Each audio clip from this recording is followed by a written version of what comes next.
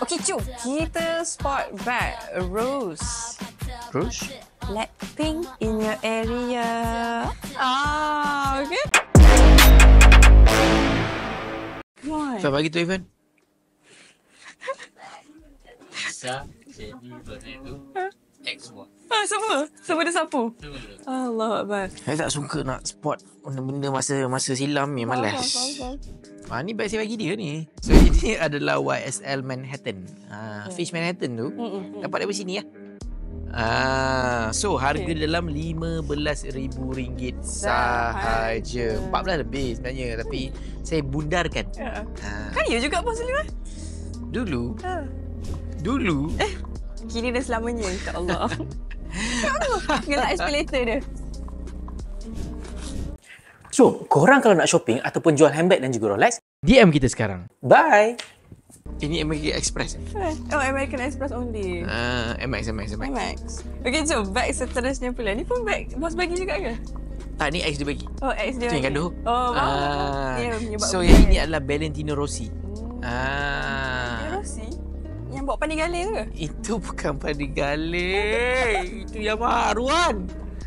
Panigale tu Ducati. Oh, saya tahu Ducati je. Woi, gila ada standard tu. Gila. Bagus. So maknanya Aisyah nak cari pasangan kena lelaki tu ada Panigale lah. Yang tu je saya tahu. Dengan bag Chanel, jam Rolex, kereta Merc. Bag Hermes. Oh, Hermes, okey. Jam Patek. Petak, ush. Harga dalam RM15,500 sahaja. Macam standing ya bag tadi.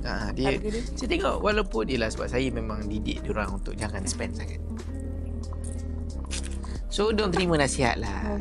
Saya cakap, watashi washita. Macam tu. So, macam mana bos berborak dengan dia dulu? Ya, kita ada Google Translate. So, macam contoh kalau tengah gaduh tu, marah. Thank you. Macam tu. Lepas tu dia buat, lepas tu dia, macam tu lah. Kesian. Perbezaan Language barrier. Language barrier. So kedua-dua pasang handbag Rose Blackpink, harga dia tak mahal sangat, RM30,000 sahaja. 30,000 bro. Kan bosan dulu kan. So dia mana datang nama Blackpink tu? Macam kenapa Black dengan Pink? Saya dah explain dah benda tu dekat Isha tadi. Dia macam ni, ada satu masa tu kita orang tengah lepak ramai-ramai. Okay, tengah lepak ramai-ramai. Lepas tu kita orang semua sama-sama gelak. Bila gelak ni, darah ni naik kat kepala. Bila darah tu naik kat kepala saya makin hitam. Diorang makin pink. So Blackpink. Faham? Now you understand? In your area. In our area. Bro, cracknya good. Okay, I see you.